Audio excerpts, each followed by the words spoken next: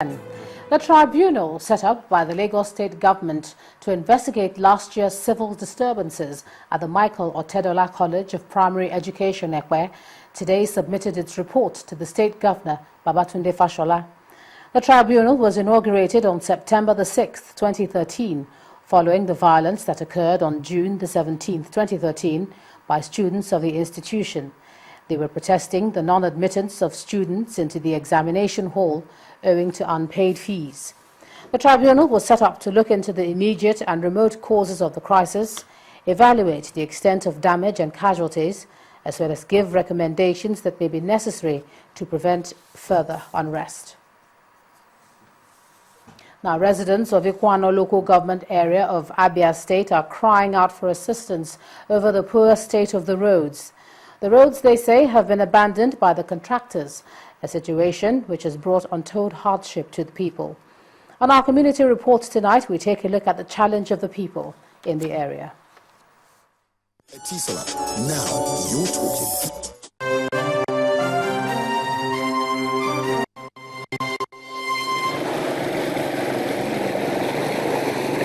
This would have been applauded if it was performed for the purpose of entertainment. But the amusement of the residents in this community is non-existent. Welcome to Amisi in Ikwano local government area of Abia State, where the roads are completely dilapidated. The situation is so bad that the 8-day Orieta Amisi market, which used to be the toast of trade, no longer functions. And this death to commercial activities is seen as unacceptable for a land bubbling with agricultural opportunities. If we go farm, go bring cassava, nobody they buy us. Even this thing don't come sickness for everybody, both our children. No road. If we go collect wood, motorway go come carry the wood, we no go see. I came to market today, there is no road. If you see how I'm passing this road, even my cooler fall. I'm selling kunu and zobo, but there is no way to sell. Since this road is spoiled, I didn't see road to sell, and hunger is killing me with my children.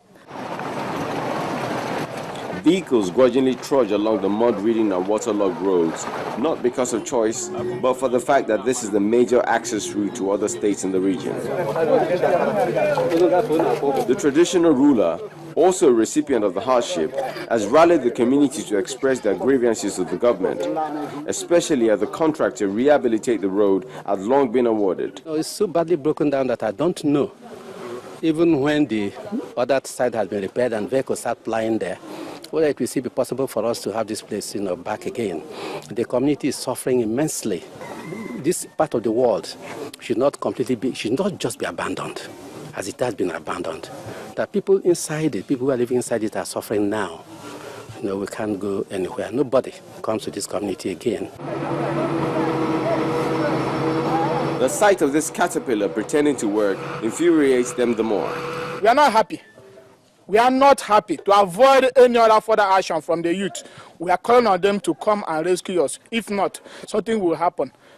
We are even planning to boycott whatever they are doing to make sure there's trouble in this country. But we don't want that. We want to avoid it. For them to avoid, let them come and attend to us. It should not take a protest to herald change. But this is what is bringing the authorities to announce their intention of ensuring the people are satisfied. Because of the magnanimity of the governor of Abia State, he has really enabled us to even walk on roads that belong to the federal government. But because of concern and interest of Nigerians that apply that road for sundry reasons, spanning from socioeconomic activities, education, and all the rest of them, the governor has taken it upon himself to give attention to the road, considering its current state of dilapidation. So we are working on that road now.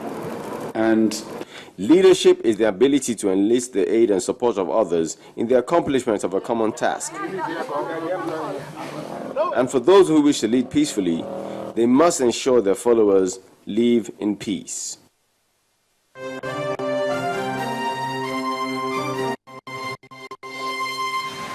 Finacial, now you're talking. First Bank.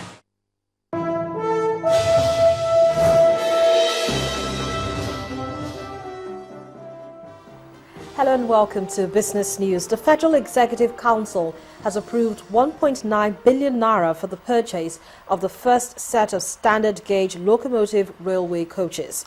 These will be used on the standard railway lines being constructed across the country.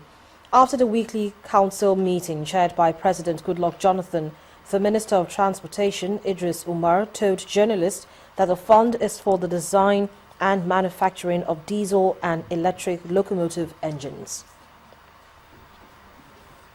Business activities resumed today in Lagos as workers returned to their workplace after a long weekend to celebrate Eid al-Kabir. Well, the commercial districts visited earlier in the day showed the usual hustle and bustle had returned to the metropolis. While the financial institutions reopened their doors to customers, dealers say falling oil prices is weighing down investors' interest in the domestic debt and equity markets. The local currency closed at a 7-month low against the US dollar at 164 naira 50 kobo to the greenback. Now, for the first trading day this week, investors booked profits of some market heavyweights, pulling the key indicators down by 0.26%. Tolu Ojeomi has a summary of today's trade. Hello, welcome to the Stock Market Report. After a 2-day holiday to celebrate Eid al-Kabir, the market resumed on a negative note as investors booked profit off some major market movers. The all-share index dropped by 0.26% to 40,995.21. Market capitalization also slipped to close at 13.53 trillion naira. Guineas led midweek's losers with an 8 naira 73 kobo drop in share price. It's followed by Stanbic IBTC and Dangote Cement PLC. On the other hand, Corn Oil, Nigeria Breweries and Champion Breweries added 2 naira 35 kobo, 2 naira 14 kobo and 1 naira 25 kobo to emerge the session's top 3 gainers. On the volume chart, Guaranteed Trust Bank pulled the highest unit of shares of 50.20 million. When stocks crossed the finish line, total volume was 408.89 million units, valued at 5.71 billion naira, and exchanged in 4,678 deals. And that's it on the Stock Market Report. I'm Tolu Ojeomi. Well, good news for online shoppers in Nigeria, as you can now buy from reputable US and UK websites from your home using More for Africa app. With over 80 top brands online, More for Africa allows you make payments using your cards or the More for Africa card. Delivery takes between 10 to 15 days with no hidden charges and an enhanced secured transaction. Bringing practically the brick-and-mortar shopping experience to an online platform from the comfort of your home is the vibe coming out from this forum. While it was very impossible to buy online from shops like Macy's, Nest and many more abroad, from here in Nigeria, this man and his team have developed an app they call moreforafrica.com. What we can deliver to Nigeria today is over 80 stores. Now, I challenge anybody in Nigeria, in any local e-commerce or online store, or even any brick-and-mortar store, to match the number I'm showing next, 8.5 million items. And that was our count 6 months ago. That number is probably double now because we've almost doubled the stores.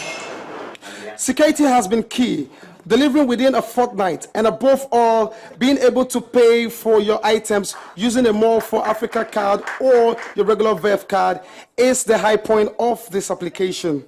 You are actually interacting with those stores.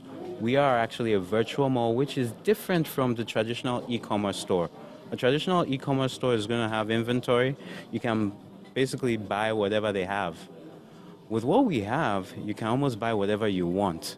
And that is the power of what we're doing, and that is one of the major differentiators of what we have.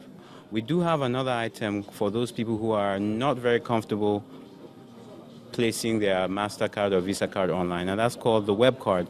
The web card basically is like a wallet. You put a limited amount of funds on it that you only want to use. If you want to buy something worth 10,000 naira, put 10,000 naira on it. You're only exposed to that. So that makes that particular product more secure. For the Africa Mall management, your PC, smartphone, and all Android device is all you need, as the gap has been bridged between international online merchants and you. Olu Phillips, Channels Television News. And that's it on Business News. The rest of the news at 10 continues in just a moment.